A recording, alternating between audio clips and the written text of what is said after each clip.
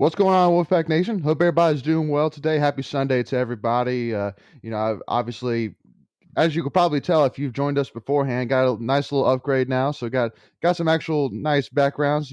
Picture of Carter Finley in the background, and cool little intro instead of hearing that swooshy, all pretty music, to come in. So cool to hear actually, see some upgrades for sure. But thank you all so much again for tuning in. Obviously, we're here today to really discuss the game against Furman, which I think it's more of just kind of talking about what lessons, if any, that we learned there, but also more of just kind of getting ready for this Clemson game. I think that's kind of the thing that everybody's thinking about right now. Everybody's trying to get ready for, and just because even today, and I don't know if Macon and Michael, this might be news to you as well, but so State, we actually opened up as a 12-point underdog against Clemson, but now it's Yeah, I already saw moved that. down to, but now it's already down to 10. So, Didn't know that. it's moved pretty drastically. It's I kind of wanted to, first of all, but I guess let's talk a little bit about the Furman game before we dive fully into Clemson. So, Michael, so I'll hand it off to you real quick. So, what were your initial thoughts about the Furman game? Obviously, it was a great performance, but that's what we were expecting. We kind of talked about it before. It's like this game, it doesn't really tell us that much about the team because kind of like the USF game, that we're a far superior team, and that's they're supposed to beat up on teams like that. But I mean, I'm glad.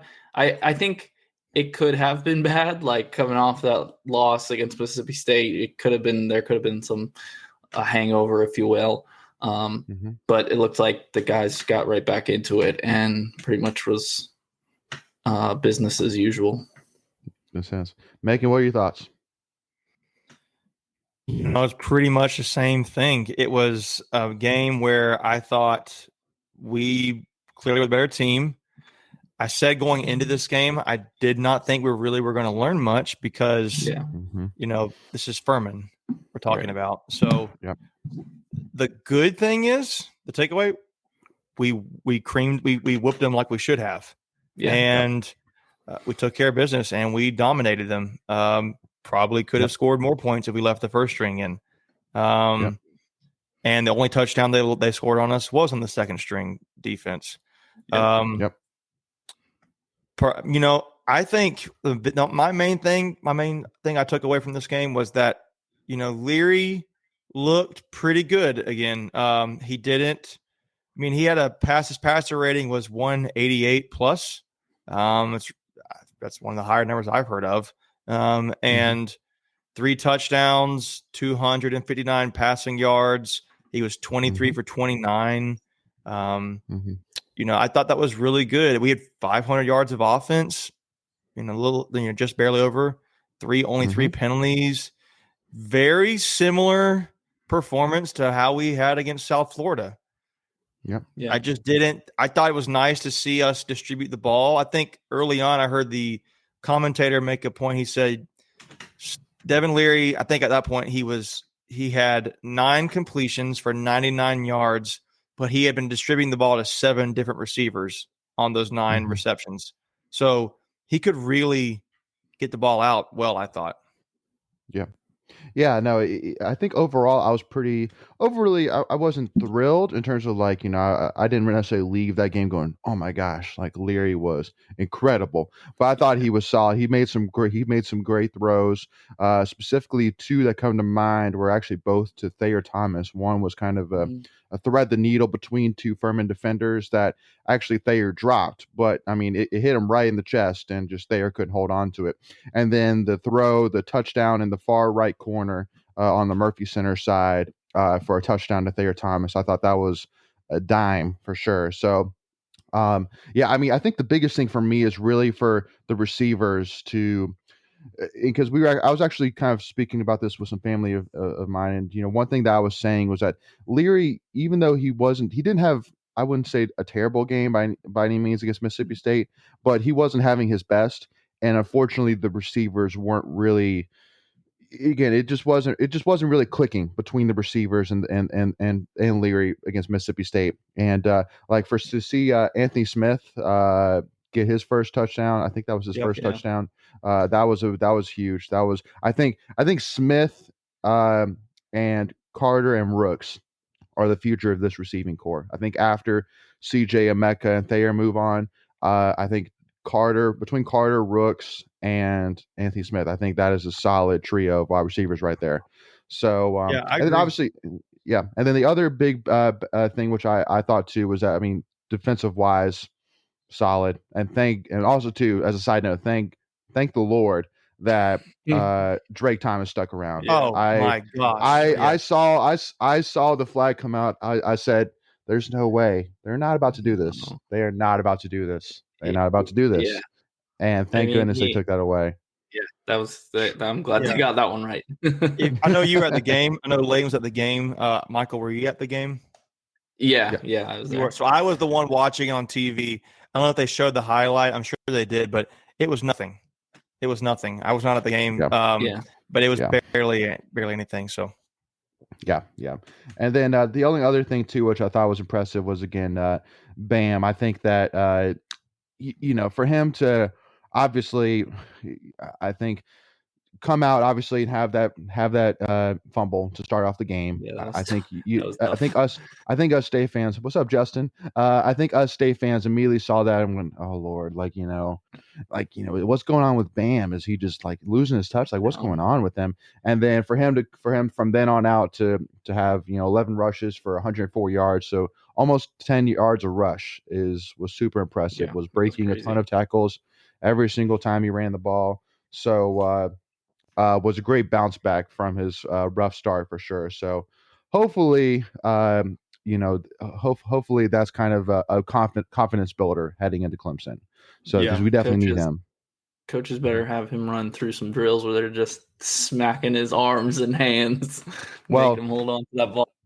Well, and because one thing too, which I actually want to kind of bring up too, is, and maybe this kind of like a lesson for those who are listening in, and maybe for even you, Macon and Michael as well, is I know that Coach Kitchings, he had these. I don't know if they still have them now, but they, at the time when I was equipment manager, they had these things called water balls that basically were footballs, but you basically filled it with air, and then and then you would take a water hose and put the air, like what you would put into the football to fill it with air. Yeah, you would attach it to a water hose and put it in with water, and so basically it's like a really heavy football. So I guarantee you this week they're going to be having those running, because they like basically they would have it like if you were doing a team drill where, like, let's say somebody was in and they were running a play or whatever, the guys who aren't on the field, they'd be holding a water ball at any time. Like they were like holding it for the entire practice. And so I guarantee you for this game, it is going to be ball control, ball control, ball control. Because I truly do think if we don't turn the ball over, we're in a great position to win this game. That's my opinion. If we don't shoot ourselves in the foot, if we hold on to the football, and don't turn the ball over, I think we're in a great position to win this game, in my opinion. So that's my original thought. Yeah. At Clemson, their defense is legit. Like, they haven't allowed a touchdown on defense yet. The only touchdown scored was a pick 6 against Georgia. That's a good stat there, Justin, that they haven't scored a touchdown yet the whole season, or allowed a touchdown. Yeah. And you said it's Michael. It is Justin. Oh, did Justin say that? No, I'm sorry. I'm thinking. I thought I saw Justin here on the side. Sorry. I was like, did he come? My bad. No. Yeah, Justin, you're already in the conversation. So yeah. But Michael, that was I thought it was an interesting step there. Yeah. And then the only other thing as well is, again, I thought that it was great to see Thayer, start to kind of get some confidence back as well, get a lot of balls thrown his way. The only thing which kind of worries me with the play calling is I know we do a lot of wide receiver screens, and I just hope, especially since the defense is so physical, and Clemson defense is so physical, and they are so talented, that I just worry about one of those blowing up in our face and leading to a pick 6, or a wide receiver getting blown up or something like that. So right there, yeah.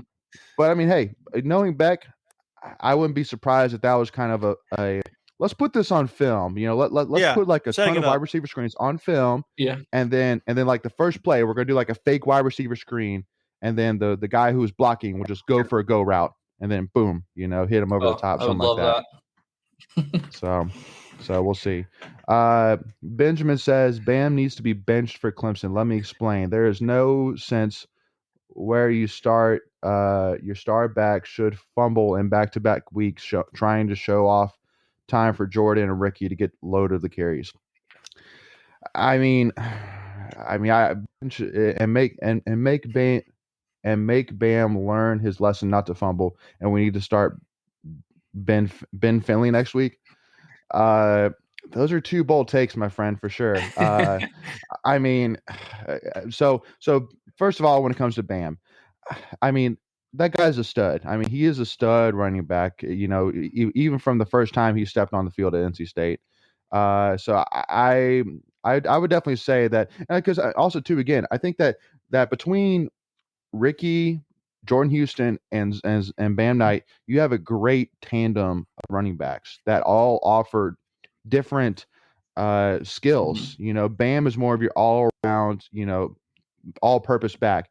Jordan Houston is more of your speedster. That's a great passing down. He can do a lot of stuff as a wide receiver as well. And then Ricky is more of your power edge guy. But again, they're all very different. So I mean, especially against a team like Clemson, if we can have guys that stay healthy, stay fresh, if we can constantly be rolling through them. Because again, one thing with Clemson, we'll talk about them a little bit here, is I mean, Will Shipley seems to be their guy, and he was pretty much handling most of the offensive output for Clemson. That's what it seems like so far. So, y'all got anything to expand on when it comes to Bam? For me, I don't. Him and Ricky have both been very efficient, but yeah. I personally think Zonovan Knight's a pro, and I don't know. I think Ricky's a fringe pro, but I don't. I mean, I get what you're saying. I don't get why he's fumbling the ball so bad. Yeah, I don't get it. That's on him. It's on nobody else. And but personally, what I think moving into Clemson, I think you're going to see a greater balance of those guys, and I think they're going to throw more Jordan Houston in the game, because you haven't seen a lot of Jordan Houston yet, and very limited plays. I think you're going to see a more balanced approach, because I think they're going to need that strong scat back kind of thing that Jordan Houston is to balance up what Ricky and Zonovan Knight are going to provide. They're relatively similar, although definitely Zonovan Knight's your more athletic running back, but I think you're going to be more Houston involved. So I don't think you get away from Ricky at this point. I personally disagree with that take. Maybe there's some other fans that agree, but Benjamin, that's just what I think. Yeah, but and again, one thing which I will say, Benjamin, as well, is I guarantee you that with a guy like Bam Knight, who, I mean, from everything I've seen, is as much of a competitor as any player on that field. I see him taking that as kind of a chip on his shoulder. I think you kind of saw that with his performance throughout the rest of the game. But also, too, I mean, again, throughout practice, I guarantee you ball security is going to be huge things. And I guarantee you as well that the coach is going to make it right and make it very clear to Bam, hold on, you got to hold on to the football. So he's going to be holding that water ball all practice, every practice, even walkthroughs. Guarantee you, in walkthroughs, they're going to be sitting there in shorts and a helmet, and he's going to be holding a water ball. Guarantee it. Yeah. Just go and put that in stone. So can't have any, let me ask you guys this question. Mistakes against Clemson. Yeah, go ahead. Yeah, I was going to ask a general question. Kind of recapping this game. Who is your MVP on both sides of the ball for State? Ooh. Michael, you want to take that first? Or you want me to go first? I would say Bam, even though we've been talking about him fumbling, just because he did come back and put up 100 yards again and almost 10 yards of carry. I mean, there were some he was just breaking 3 tackles every play, and it was for me, and then for me on the offensive side, and then Mike, I'll let you do your defensive side. For me on the offensive side, honestly, I would say Anthony Smith, just because I mean, I think that was kind of like a breakout moment for him, for this game. Even though obviously he wasn't against a big team or anything like that, but the catch that he had where he basically, Leary underthrew it a little bit, so he basically went up and made the play and made that catch. I was very impressed for sure with that play. And so I think that was kind of like oh, okay, Anthony Smith's on the scene. All right, I like it. So anyway, Mike, I'll let you do your defensive guy. I guess off the top of my head,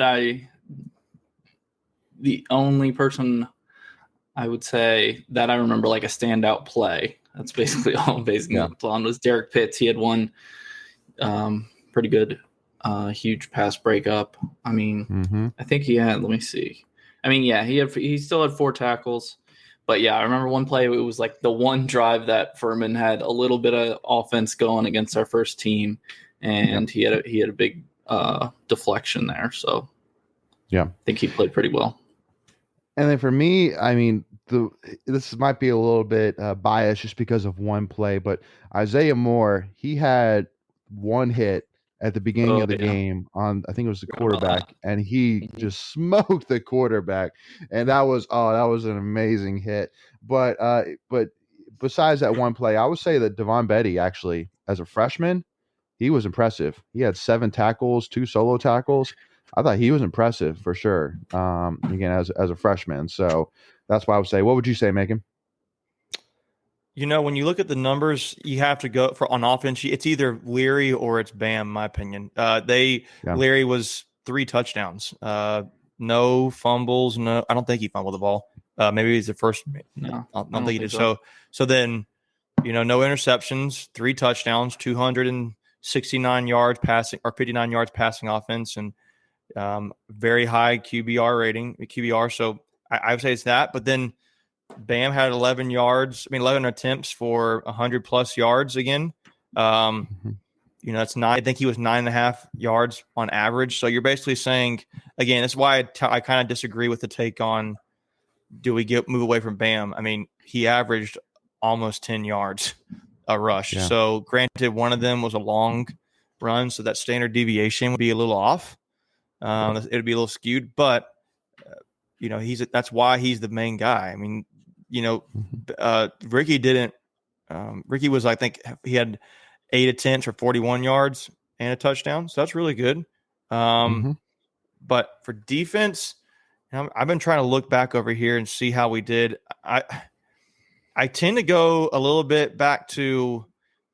My first thought was Derek Pitts. I still kind of want to little bit go Drake Thomas again. I thought he was solid. I mean, he had to hit on the QB, but I just remember a lot of plays he was right there making those plays, and really, really good to see him do that. I'm trying to go look back into the deeper stats here, but that's what I would say.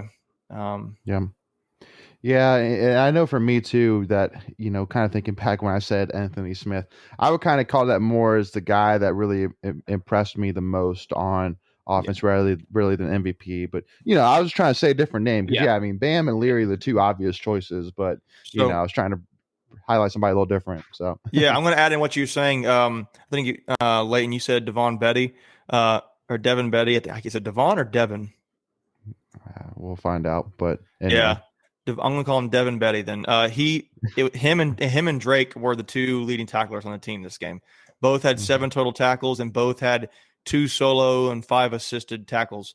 The next guys in line were Derek Pitts, Levi Jones, and Josh Harris, actually. So Derek Pitts, Drake Thomas, Devin Betty, they, those are, good picks by the 3 of us, I would say, without having really looked at the stats. And then the 2 other MVPs as well that I would say is that are kind of miscellaneous MVPs is one, the official box upstairs that reviewed the Drake Thomas play. That's an MVP for sure. And then also to the strength staff / training staff keeping everybody healthy, because for the most part, as far as I've heard, I haven't really heard any injuries for the most part that I've heard yet, but we won't know for sure until we hear more speak tomorrow. Well, I will say Drake had that little thing where he was going into halftime. He was on the field hunched over. It looked like he might have been puking maybe, or he was just hurt, but he just got up and walked it off. And I'll say this, you mentioned Anthony Smith, and the couple things I want to make note of. I think we just take it for granted. Thayer Thomas led the team in receiving yards and targets. He had 5. He had 82 yards on 6 targets and 1 touchdown. He was the leading receiver. Anthony Smith, Rooks, and Emezi were next. But I think we take Thayer Thomas. We just know like he's somewhat automatic. You can count on him. But I will say the guy that I was most intrigued by this game was Porter Rooks, because he hadn't seen much of him in the first 2 games, and he just flashed. Like I was hoping, I know I tweeted this out, but I'm really hoping this could be a game where you see him start to get utilized more and more. Like we this is like the launching pad for Rooks moving forward into the season, because he had some plays there that he just was, making guys, I don't say more athletic plays, more dynamic athleticism was shown by Rooks compared to some other guys at times. We know Anthony Smith is the vertical guy. We know Thayer is, got great hands. Mezi's also got great hands, but I thought Rooks can really be a weapon for State if they were to utilize him a bit more. Yeah, absolutely. And and we've said that all along that Porter's a guy that should be involved more. But again, just looking at this receiving core, you see Thayer Thomas, see Anthony Smith at the top, Porter Rooks, Emeka Emezi. But then you also see guys like CJ Riley, who, had 2 catches for 10 yards, nothing really special that day. Devin Carter even had 2 catches for 10 yards as well. Dylan Parham, he had a great, he had a great catch for a touchdown. So, I'll say this. I think that was Leary's best throw of the night, personally. That was that a good throw. He just threw a rope to Parham, and I thought, oh man, that's like really tight. And he got it in there in the back of the end zone. I think they were both coming to the right side of the end zone, and he just threw it in sync with him. And that's a tough throw, and that's a really tough throw. And he made it, and that was the most impressive one to me of the night. And then the one other thing too, which I want to point out, which I like to see as well, was the Leary. And so it was funny. So my family member that I was with was saying that this wasn't a designed QB run, but the touchdown that Leary had where he ran for a touchdown, that seemed like a designed quarterback run. Would you guys agree on that? I think so. I would how say often so. do we go? How often do we go 5 receivers, no running backs? He caught it and then immediately pretty much tucked it and went. And Kazanev, if I'm not mistaken, blocked for him. So to me, it was definitely a quarterback run. But to see that again, that he obviously he's confident in running the ball again, just because especially with the injury like that he had last season, it could kind of take away, maybe his confidence of it, and also too, even as well, just like the willingness of the coaching staff to use him as a runner. But again, he's an athlete. He's not going to has no breakaway speed or anything like that, but it is an option. And especially with Clemson, you can't leave anything on the table. This is an opportunity for Doran to erase all doubt. Just absolutely just like plant his spear into the middle of the field is like, just like I'm here, like I'm the man, like, this is a huge opportunity for him. So for me, you can't leave anything on the table, whether it's whether it's Devin Leary running the ball, whether it's CJ Riley, Carter, going downfield, like, whatever it is, we got to win this game. I think it's a huge game. To me, this is going to be it could be Tim Beck's biggest game. He had a game last year, but I believe in the defense because I haven't seen a lot of that really wows me on the Clemson offense so far, though Will Shipley has flashed a lot. Sure. But if we can just drive this ball well, and again, we struggled against Mississippi State. Clemson is going to be the best defense we've played. And at this point, our offense has only looked great against South Florida and Furman. So I really think this game is going to be Beck's going to have to really make a good game plan. And more importantly, I would even say, if it's not working, change it up. Because I don't want it to be like we've got a game plan and it's like, oh, well, shoot, I got to stick to the game plan. And just, shift gears if you have to and do something different. If I don't know, if, Chris Toole is open often, the tight end's open, throw it to the tight end. Let those guys prove they can do it. You don't, if they're giving it to you, believe in your players. I know that he knows that, but I'm just Yeah. Sometimes I watch that Mississippi State. When I watched that Mississippi State game, I thought, why are we not changing this up? Like, I know, are we going to run to the right more? Like, I'm running to the right much again last night. Maybe we did, and I just missed it. I mean, I remember some plays. I saw Jordan Houston run to the right a little bit, but yeah, I just hope we're not like locked in on one game plan, and then if for some reason it doesn't work, that we're sticking to the game plan. So change it up. Right. Yeah, no, I mean, it was more balanced last night. That was one thing which I think all State fans really wanted to see was more of a balance of running to the left or the right. Because even too, as well, the one thing which Beck needs to keep in mind as well is, if you're running to the left over and over again, it also too, I think for, the guys on the right side, like the Bryson Spees, that kind of is like, like what the heck, coach? Like, you don't trust me to get it done? Like, you can get it done. Run our way. Come on now.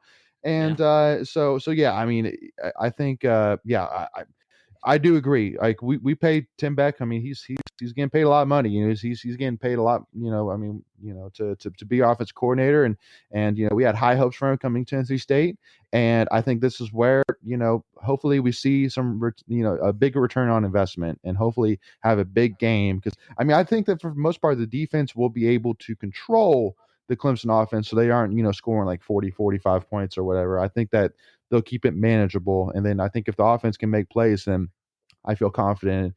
And because one stat as well that I actually thought was really interesting is, so in DJ Uyagale's first 3 games of the season, he has not thrown over 100.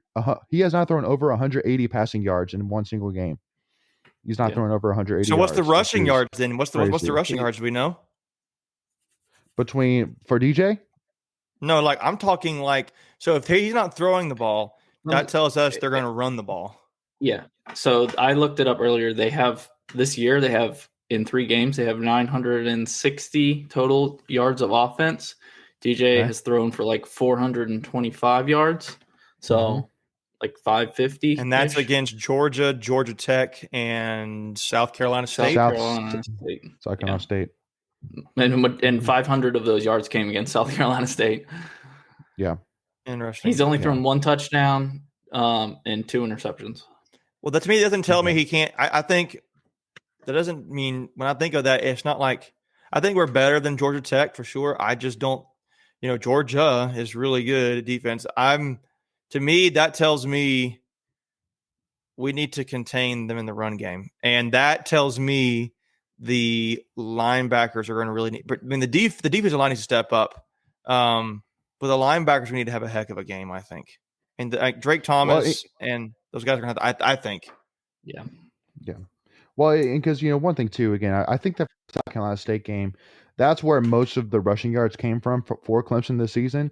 Yeah. But I mean, like they haven't had a 100-yard rusher yet this season, which is odd. Again, that's what I'm saying for Clemson. Like, I get it that, they are Clemson. You can't underestimate Clemson. You cannot underestimate Dabo. You cannot underestimate Brett Bielema. You cannot underestimate those guys whatsoever. But I am just saying that it's obvious this year that Clemson is not their usual self. I mean, again, to not have a guy that's been dynamic in running the ball. I mean, Will Shipley's been great, but he's not been dynamic, like a Travis Etienne was, But then obviously on the quarterback side, this DJ, obviously there's something going on, and because I mean we saw what he did against Notre Dame last year. Yeah, I mean he's got yards potential in that game alone. Yeah, so it just is odd that again he has not thrown over 180 yards. I mean even we blew out Furman and Leary threw for 260 yards. I mean I just it's odd, but so again.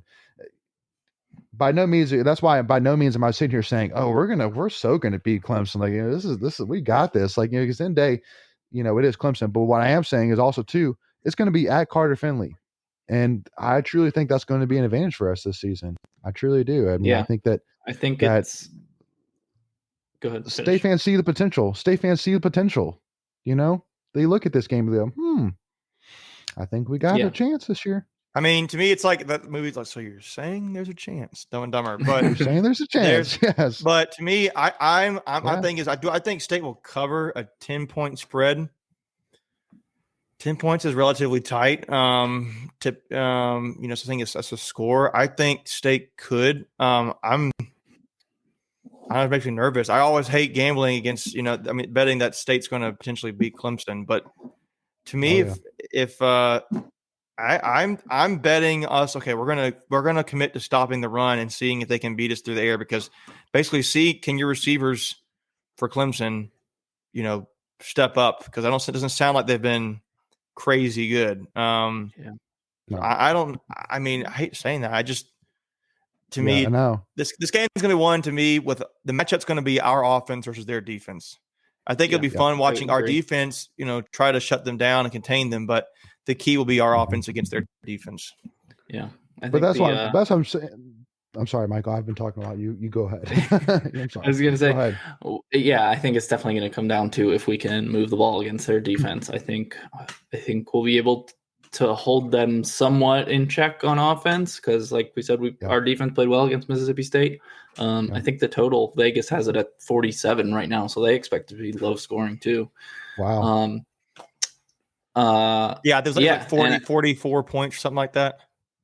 47. So that basically tells me they're thinking it's going to be like a 28 to 18 kind of game, 30 to 20 kind of game, something like that. Yeah. Low 20s.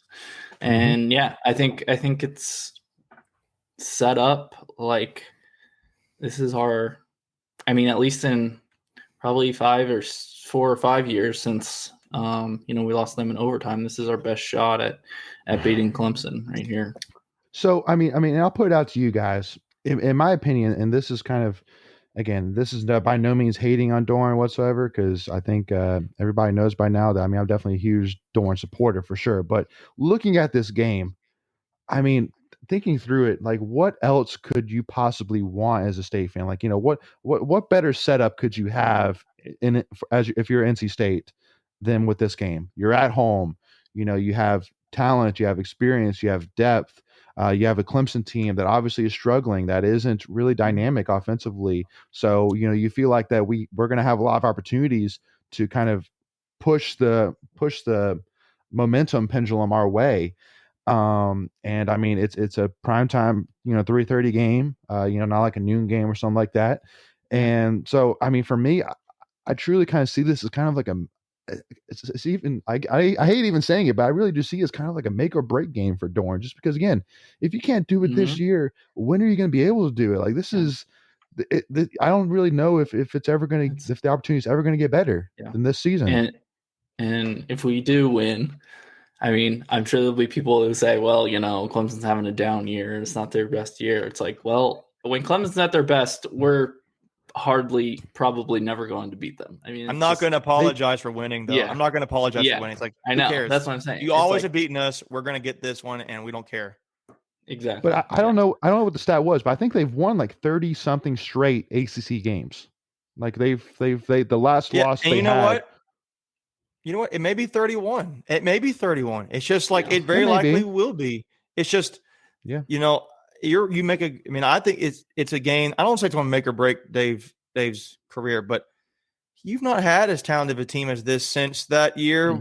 We had all that defensive line, which arguably didn't have behind that defensive line. You didn't have as dominant of players. So, to me, this game is going to be won on the shoulders of Devin Leary, and it just sounds like a cliche thing because he's the quarterback. He's going to have to be. He's going to have to play a great game. He's going to have to play a very similar game to what he did last night.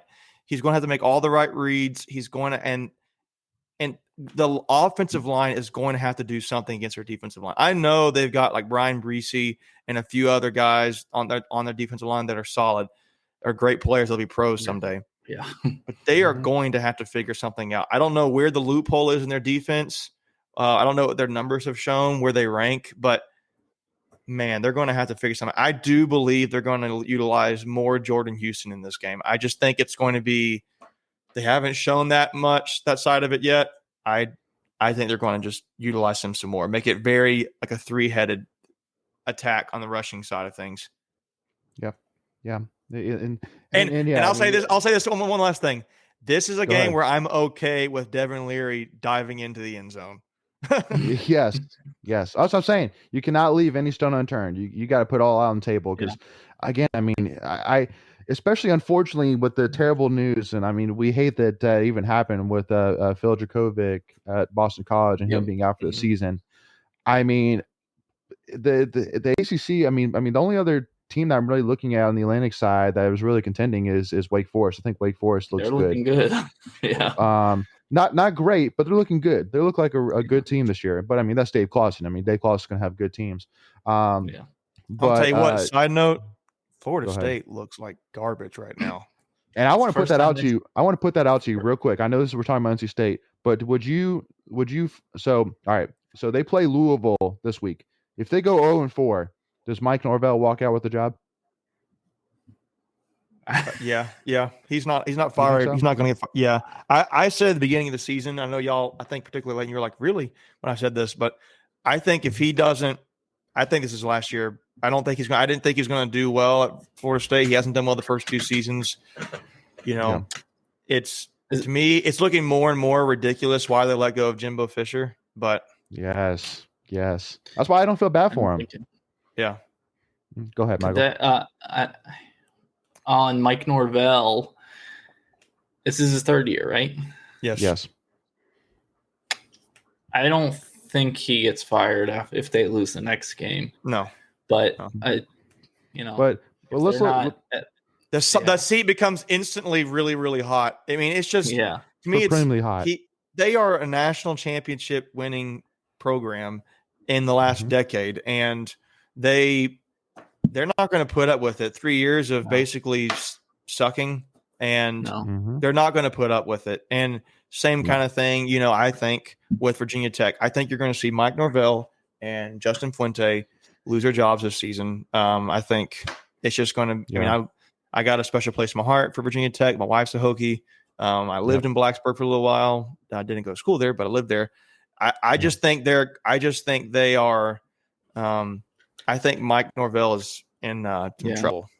I saw it was first time since 1976 that Florida State has started 0-3. Yep. So almost 50 years. And go ahead. Well, it's just because one reason why I say that is because at the end of the day, the first thing I look at is what's the quarterback situation like? Because obviously in football, if you don't have a great quarterback, or if you don't have a good quarterback, it's very tough to win games. At the end of the day, a team can make or break depending on the quarterback. And obviously you have a guy like Mackenzie Milton, who at one point was actually even in the Heisman contention back when he was at UCF. So I mean, he's at least a good quarterback, at least. But also too, I mean, losing like they did to Jacksonville State. For those who didn't watch the Wake Forest game, they had 6 turnovers. 6 turnovers. 6 turnovers. And again, and for the most part, Wake Forest controlled that game, even though it didn't really look like it from the score. They controlled that game. And to me, Wake Forest is with under Clawson. They are fundamental football. Like they just do their job, and they may not win every game, but they are just sound. Like I think it's the running backs, Beal Smith, I think it's his last name. Yeah.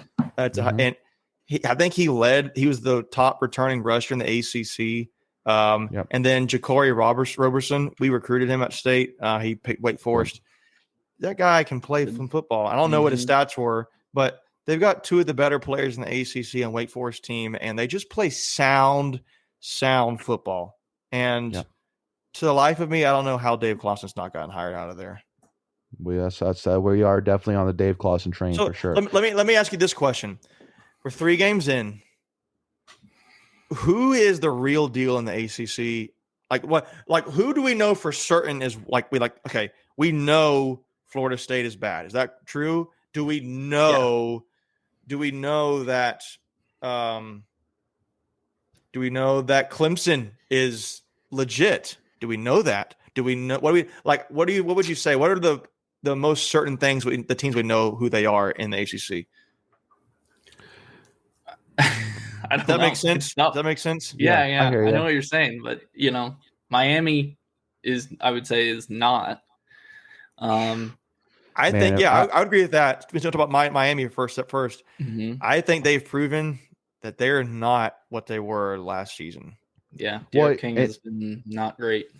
Well, and that's why I'm saying, like, I can't imagine what De'Aaron King is doing right or thinking right now, or what is going on in the locker room right now. Because I mean, I'm sure knowing a guy like him, who last season had a great season last season, and for him to come back and start the season out the way they have, I mean, I'm sure he is raising heck right now for sure in the locker room. Like, and because one stat too, Macon, before I answer your question though, I wanted to throw out there though for those who haven't heard the stat though when it comes to Florida State. So, do you know that Florida State actually spends the most money annually in football than any other school in the country? $67.8 million annually, which is number one in the country. So I guarantee you what that does they're that not go gonna towards? Recruiting stuff, or does that come facilities? Football, basically the football budget. They spend 67. Yeah. So when it comes to the football program, they spend almost $68 million, and they're 0-3. So now, that's what I'm saying. What's Mike Norvell's contract? What's his contract? That's a great probably question. up there. Well, and I feel like we're getting close. Because people are like, oh, he's he's probably so expensive. I'm like, it's Florida State. They could probably buy him out if they wanted to. Yeah. Well, yeah. I mean, unless it's like ridiculous, which I don't remember I just don't remember what it is. So it's 6 years. They signed him for 6 years, $26.5 million through 6 years. And he's 3 years in, so he's at $115 million left. 26 through 3 years, total. Not 26 million per year. Total. So they owe about $13 million per year. So they owe probably about $16 million left on his contract, give or take. So they could buy that out if they wanted to. Yeah. So, but we'll see. So, but answer your question though. So the one thing I think for sure is, I think unfortunately for Virginia, losing to UNC last night is kind of putting them out of the Coastal Division hopes, just because now UNC has to lose twice in order for Miami or for Virginia to jump them. So unfortunately, as much as I hate to say it, UNC I feel like is the team to beat. Now, the one thing which I will say when it comes to UNC, that I know heading into the season, or in terms of during the offseason, one of the big things that was talked about when it came to UNC was how dominant they should be in terms of pass defense, that their defensive backs were some of the best in the ACC. But Virginia threw for 365 yards in the first half. 365 yards in the first half. I know a guy who's a Carolina fan, big time Carolina fan. He was telling me, "Oh, our DBs are so like some of the best in the country," and I'm like, besides like Storm Duck, like, and the other guy, I can't remember, there's another guy on there who's a younger guy. He's probably a sophomore. I can't remember his name.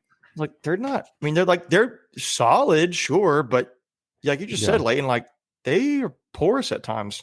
Yeah, I mean, Storm Duck. I think he's just got the name. I don't think he even started against Virginia Tech. He may start now, but I think I saw the depth chart against Virginia Tech, and he wasn't even starting. Yeah, but Armstrong had 554 yards. Sorry, 4 touchdowns. Yeah. Which again, Brent Armstrong, he's a great quarterback, but by no means would I necessarily say he's elite. You know what I mean? Like, like if you had like Trevor Lawrence, like, let's say he was still playing through for 300 some yards, I get that because that dude's elite. But I just that was shocking to me. That was the most shocking stat of the night for me. So but and especially go ahead. No, I'm just looking at other teams like Miami lost at home to Michigan State, Virginia Tech again. Pittsburgh. I was going to get to Pittsburgh. Pittsburgh. If you want to go there, I go there right now. How do you beat Tennessee on the road? And that kind of, and then you come home and you lose to Western Michigan. How does that happen? I mean, and the only one that was worse was UCLA after beating LSU 2 weeks ago, goes and loses to Fresno State at home. How does that happen? Mm-hmm. Like I thought Pitt was it, and I think Kenny Pickett's going to be a pro. But do we is that just a fluke? I mean, I know Tennessee's not like the best SEC team, but when I watched almost that whole game when Pitt went in there, and that was a competitive game, and they came out with the W, and I was like, okay, Pitt's gonna be good, and then they lose at home to Western Michigan. Yep. I don't And know. then of course, I mean, Syracuse is Syracuse. So I mean, Yeah. that's what I'm And saying. Georgia Tech's not great either. So I feel like we know Syracuse, we know Georgia Tech, we know there's other Duke. team I always well, Florida yeah, we kind of State's know not Duke. We know good. Duke. We know Florida State. I feel like we know Wake Forest. I just feel like Wake Forest just going to Looks just solid. chug along, and they're going to do their thing. They're not going to blow your mind with what they do, but they're going to be solid. And I feel like they're like a middle of the Atlantic team, like third, fourth, third, probably, maybe. And if it's not us, maybe they're second. But Well, yeah, that's what I'm saying. Who knows? I think this. I'm saying no. I think that now, because I mean, during the offseason, all the talk was, okay, Clemson's number one in the Atlantic, and then it's between Boston College and NC State for second. And again, I mean, it's kind of one of those things that if you beat somebody, you want to beat them full strength. So that's why, I mean, it does kind of have a sour taste in my mouth that, again, the Boston College game is not going to be what it was turning out to be, just because I feel like that for us, we could use that game. And, because one thing too, I wanted to bring up as well is a lot of fans were raising heck about, how Dorn would allow basically a game to be scheduled against Furman before we play Clemson. And it's like, why are we still playing guys like Furman? Like, we should be playing tougher No. opponents.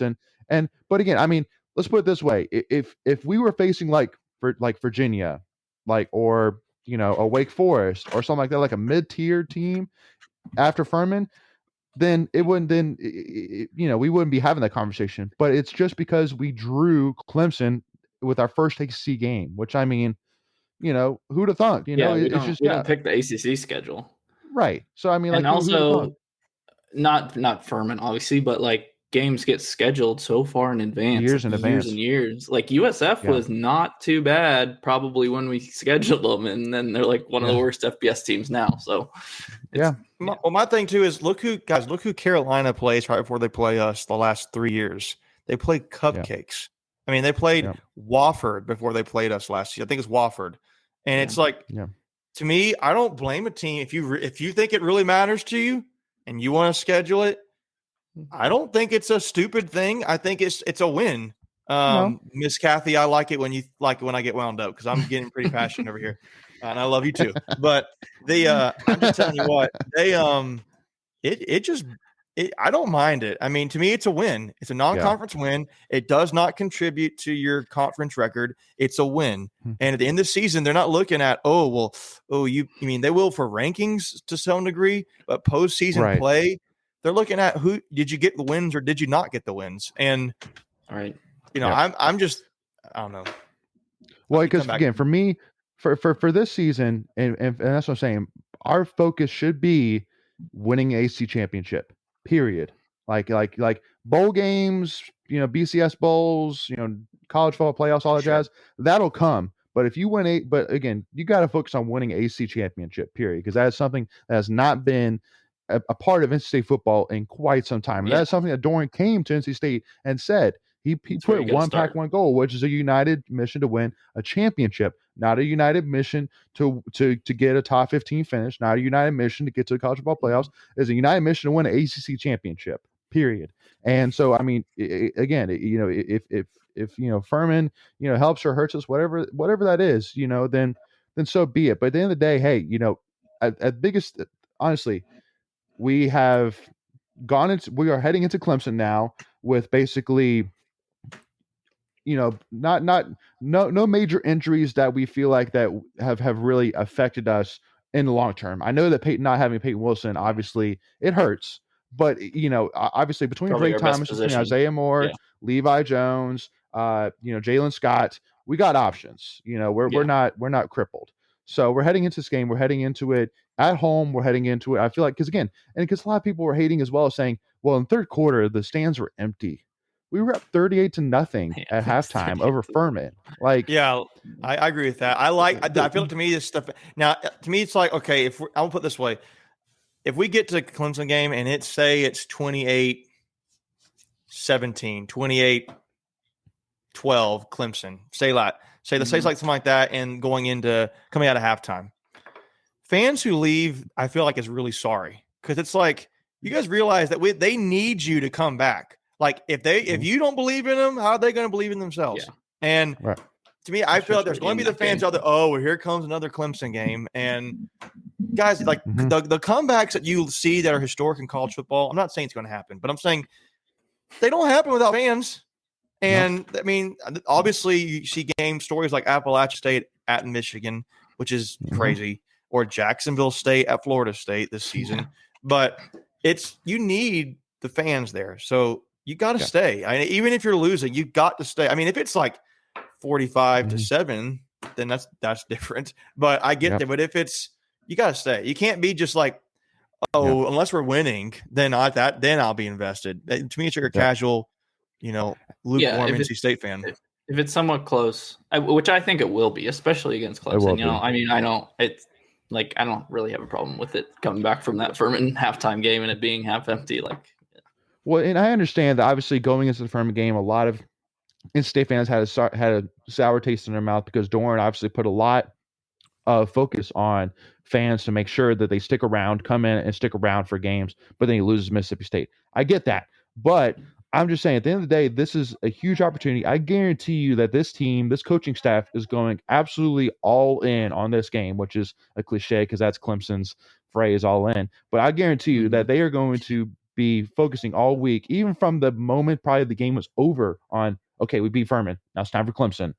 And because this is a huge game. And so I plead as well to the fans to be all in with this team as well, just for this game.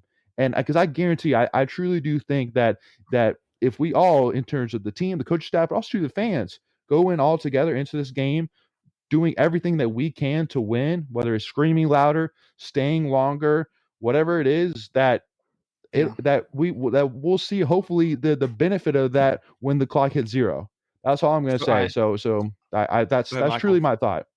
Yeah, I also think there's sort of a social media bubble too, where people like to complain and say, "Oh, well, how does he expect us to show up to Furman?"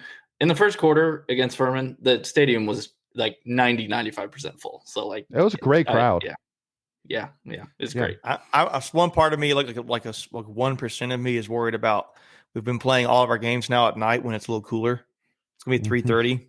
It's gonna be in the heat of the day. We're gonna start off the game. Does that play into effect on anybody? I think Clemson's played. Clemson's played in the middle of the day already. So, but I'm going to kind of shift gears. We're wrapping up. I want to ask one question, if you don't mind. I'm curious. Go ahead. What do you think? So let's say I'm going to give two routes. Let's say State wins at Clemson.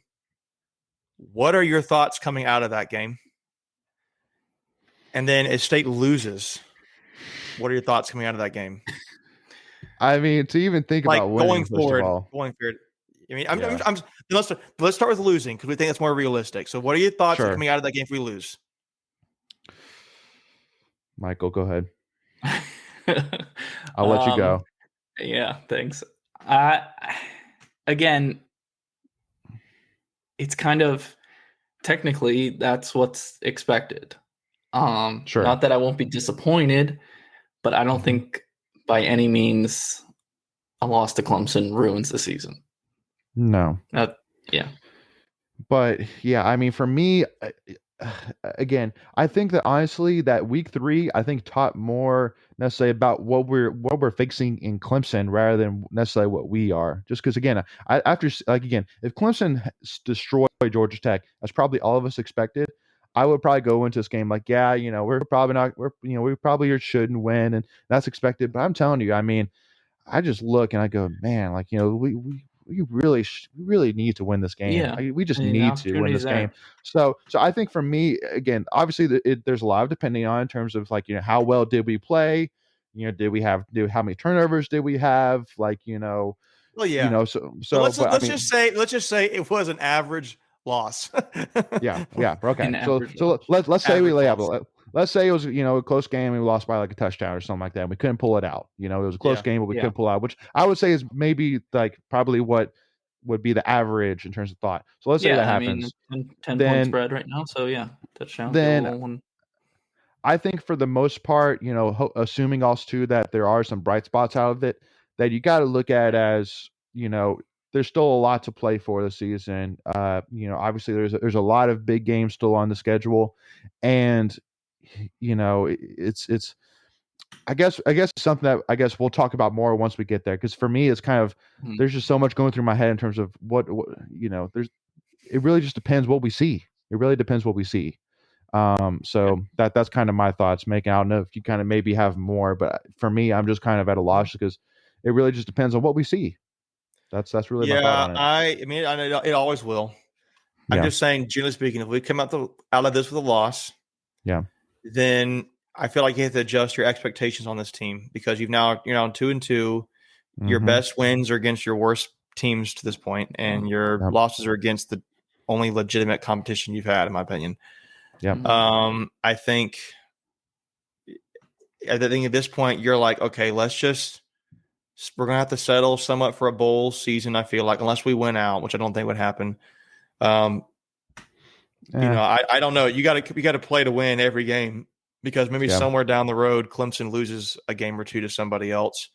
Right. But I would be just like, all right, it's another season. My hopes and dreams are crushed.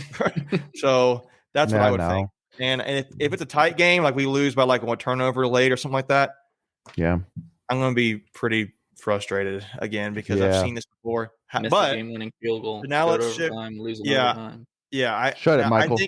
Nobody needs your negativity. But if we were to, and I'll say this, I think if we were to lose, I think this is probably like a 7-5, 8-4 team, which is, if we're 8-4, I feel like that's still a solid year. I think Doran's raised the floor of this program. Like we used to think 7-5 was 7-5. It's a good season to cry about kind of thing, and now it's like 7-5, really? Yeah. No, so not I this feel year. like, so especially with the team, and we had that episode where we talked about expectations for the team. People can go back and look at it, but now let's say we win, whether it's a close game or hypothetically, let's say it's a blowout, which I don't think is going to happen. But then again, Clemson's come to town in 2011, I think it was, and we whooped them. And they were ranked like 8th or 11th, and we were not ranked. So it's happened before. Yep. What are your thoughts then? My immediate thought, and I'm telling you, my immediate thought is, first of all, Saturday night, party like it's like 1983. I mean, just rush the like field. That, Are we rushing the field? Rush they the should, field, but we can't. I know top they 10 won't, team, but top 10 team, first day beating them in 10 years, maybe. Well, then maybe. Again, the problem is there's no doubt we should. But as well as I do, that unfortunately they have police all wrapped around, and they have. And don't forget about COVID. Because Notre Dame rushed the field on Clemson in the middle of COVID, and it was nobody even blinked an eye about that. But yeah, I mean, so party like it's like crazy. But honestly, for me, I turn right around. I go, we cannot blow this. Do not blow this. We just pulled this off. Do not blow this. If you can't then go lose to. You can't go then lose to Louisiana Tech. No. You turn right around. You go, we are not going to blow this. We are going to the AC championship game. We are going to win this ACC, and we're going to put AC championship here in Raleigh. Like that is my immediate thought. Do not blow this. So go ahead, Michael. I agree. If we beat Clemson at that point, you can't really expect anything less than winning the division. I mean, that's hard to say, but. Technically, we're beating the best team that's in the division and our toughest competition. So, but I would say then you become the hunted. Like Wake Forest now is sitting at first in the Atlantic. They won't be easy. You don't think if we beat Clemson, they're going to be like, okay, if we can just beat y'all, then this is like ours. Yeah, that's Wake Forest. Yeah, I know. You're right. If you beat them for somehow, your mindset is we're going to dominate every team we play, and we're not going to settle because. And it can't be like this I'm the hero mindset. It has to be team, put the team first and win and do your job. But it has to be we're going to pulverize every team we play. And it can't be this walking in like, oh, we beat Clemson. Like, we've reached. We're all that. No. And I don't think a lot of the guys will. I think a lot of the young guys might. But sure.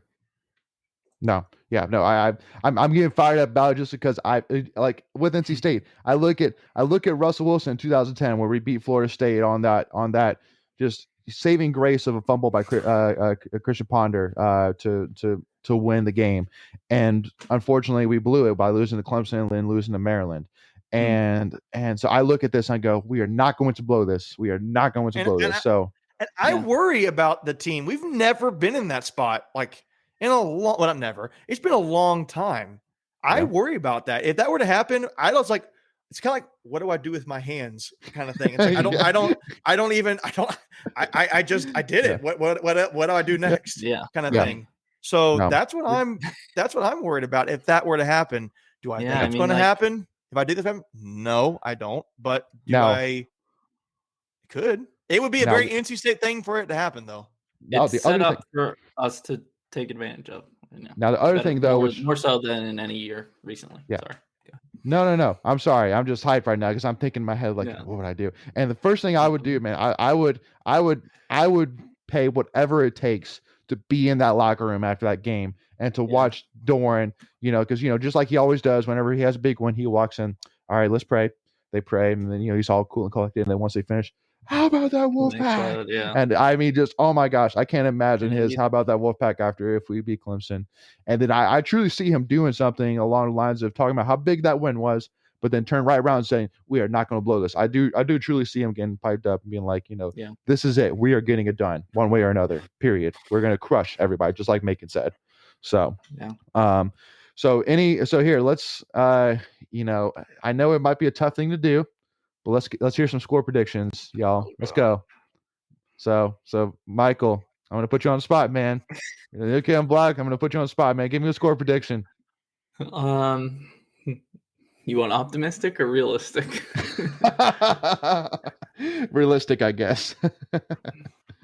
Okay, I'll give you realistic. Realistically, if we win, I think it's like a 27-24 close game. Okay. If we our offense doesn't get going, I could see it being like a 30-14 Clemson win or something like that. Wow. Okay. Megan? I say what I think is going to happen. I think it's going to be like a 24-17 Clemson. I think we get a touchdown or two, and we kick at least one or two field goals. I think they score and probably kick 2 or 3 field goals and just beat us by like 7 or 10 points. So I think we may cover but I don't think we. I don't think we're going to win. Personally, I haven't seen enough to believe we're going to win. But if we win, I think it's going to be something like a. You would be ironic is if we win it on a field goal like we couldn't. That would be would be so sweet. Justin, I saw you earlier tweet that done with a game-winning field goal. And I mean, dude, how Brad said 9-7. That would be a heck of a game. That would be a heck of a game. No touchdowns. And if that were the case, Chris Dunn would be the MVP. Yeah, no doubt. But could be a touchdown. I would love it if Chris Dunn could win this game for us on a field goal where Bambard couldn't a few years ago. It would be so much irony there. But I think the score is probably if we were to win, I say it's something like a 23-24-20 kind of game. Wow. Close. I think it's something like that. I think it's a pretty close game. I think it's like we score within 4 minutes, 5 minutes left in the game, and then our hearts are racing to see if we can stop them, kind of thing, from scoring again. The first thing I'm going to say is if it does come down to us kicking a field goal at the end, I can't even put the words. What would Doran do? He's like, this is deja vu. If I go and I'm walk like, Chris Dunn out there to kick a He'll field goal kick it. right now, He'll kick it. he will kick it and because dude, it's the right thing to do. But it's And like, McDunn, I have oh, full confidence in. and you Chris know Dunn, what? so. but He what a would be funny, position though. for Chris, though. What a position for him. Holy Oh, but you smokes. know what, though? Him, if you watch the videos on him, he'd be like, give me that opportunity. Just give it to me. Yeah. I know. Yeah. But, dude, I mean, what a position that would be, though. Like, that's what I'm saying. Like, he would be the absolute, like, just hero. Legend. He'd be a legend. Legend. No, legend. I'm talking, like, pictures of that would be held forever. It would be get her, like, teachers just say, get her done with DUNN, and then have the score on the back, and it'd be the t-shirt. Yeah.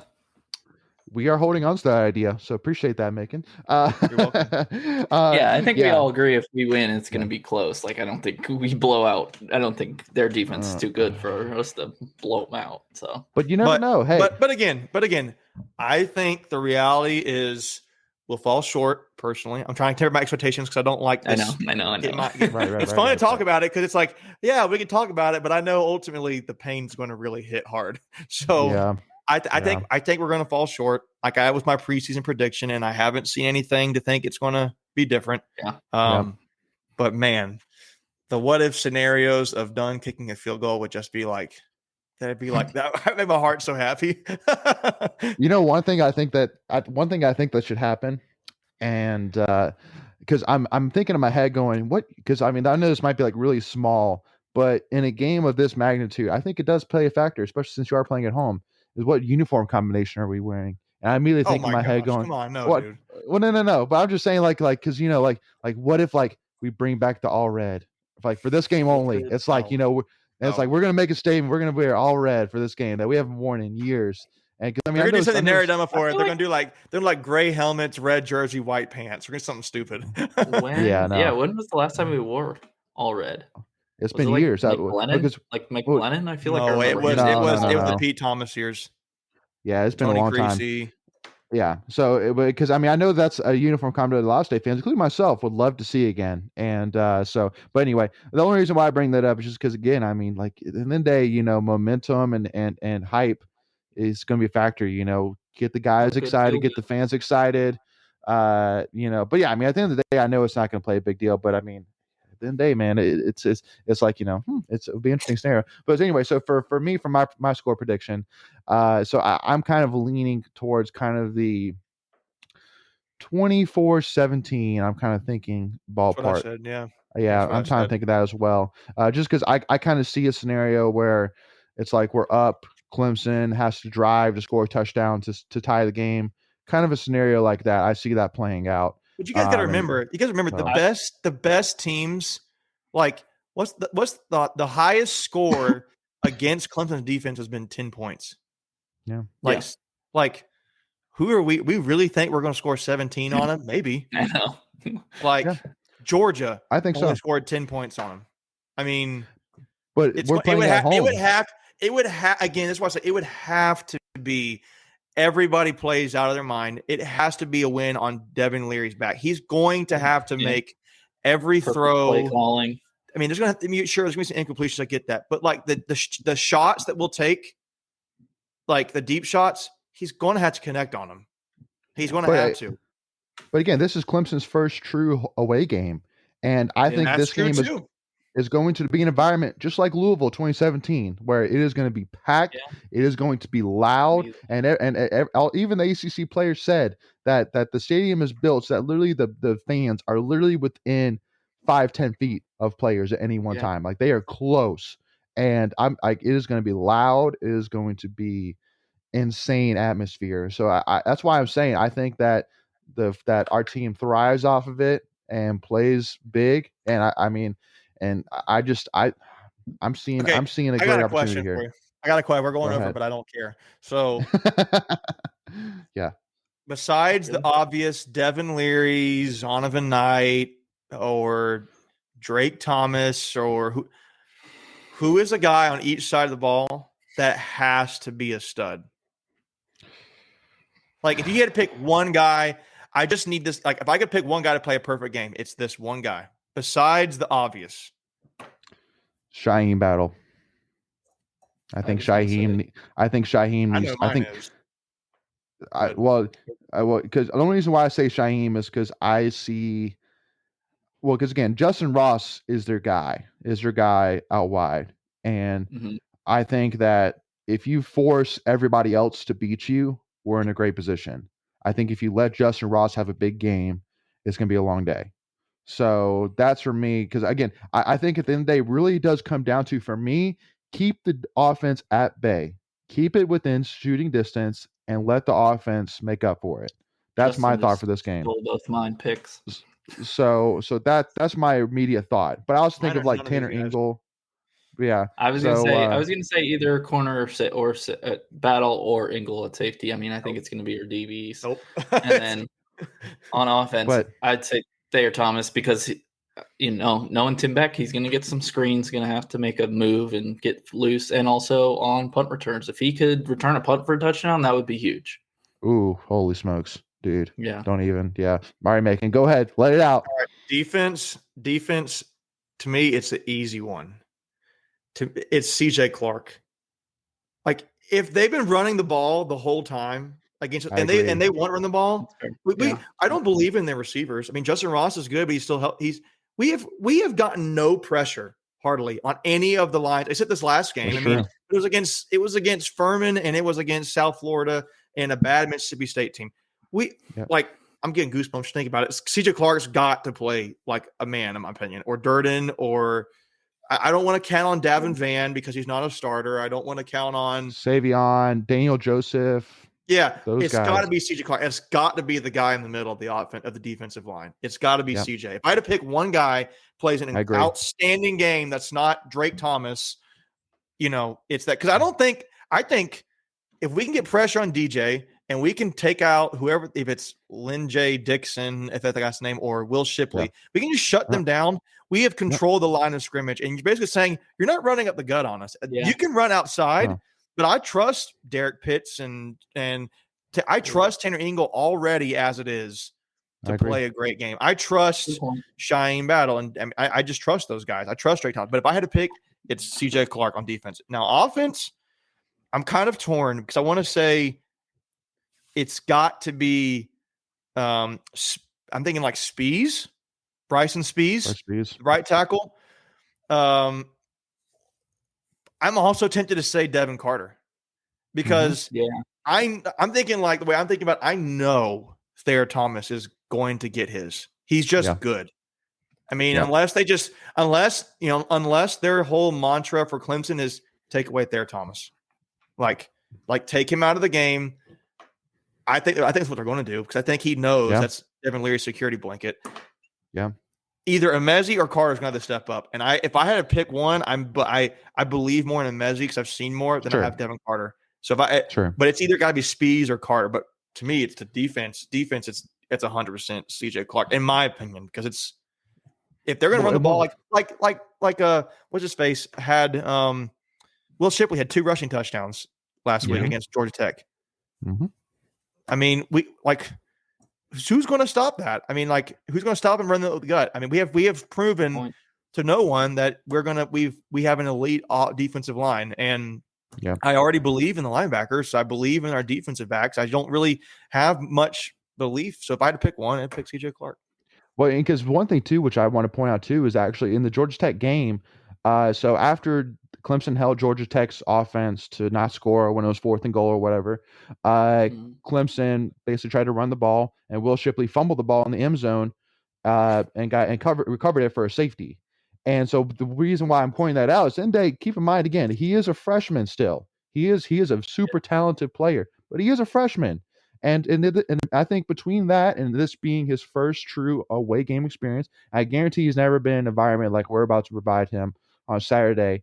That Will Shipley, Will Shipley. I think that if you get in his head, I think if you put DJ on his butt early, that I completely agree with you, Macon, that's going to make it a tough day for Clemson. I agree with you on that. To me, it's not necessarily putting pressure. I know you guys are seeing him as a passing game. To me, it is the running game. We have to control the line of scrimmage. That's why I said CJ Clark in particular. So and I'm talking both phases. That's why I said getting Will Shipley said, but also to put DJ on his butt as well. Just go ahead and get them both questioning don't let them both have a breakout game or either of them have a breakout game on Saturday. And so, I agree with you on that, making 100%. And a good point. With the if we can stop the run and make them and I'm not discrediting really y'all. haven't had success. No. I am kind of picking on y'all a little bit because I was just being trying to be funny. But you're excited. I hear you. Yeah. No, and that's a great point. To me, it's Clark. If I had to pick somebody, because I haven't seen Clark is so athletic for a defensive tackle, and he just needs to get the stops inside consistently. And if I could have Clark. Like I know that I can run up the gut because you're dominating the whole game. They're going to have to go outside. I can count on Drake Thomas and Levi Jones and Tanner Ingle. I can count on those guys. So I just defensive line's going to step up. Well, because also too, at the end of the day, we have to keep the crowd, keep the momentum in our favor. And besides the obvious answer of if I were to ask you what's the biggest play that can shift momentum drastically into your favor, besides the obvious answers of turnovers or touchdowns, it's sacks. Sacks is a huge momentum carrier, and so that's why I'm saying hopefully the first drive we can get a sack or two and really move the momentum huge into our favor immediately and take control of that game. So well, guys, so I guess we got to end it eventually. Otherwise, we're just going to be talking until Saturday about. But all that said, I don't think we're going to win. Maybe we do. Yeah, right. I'm really thank you all. Yeah, no, it was going to be awesome. So thank you all so much again for tuning in. Please make sure again to please hit that free subscribe button. It really helps support us in the channel. Please follow us at Tuffy Talk Now, as we're going to be talking and covering and all that jazz all the way up until and through the game and then some. And then please make sure also too to like this video if you enjoyed this conversation. And yeah, so thank you all so much again, and have a great week. And we'll be talking to you guys, and can't wait to see you at the game. Can't wait to see a packed stadium on Saturday at 3:30. So as always, go Pack, y'all. Have a great week. All right. See you guys.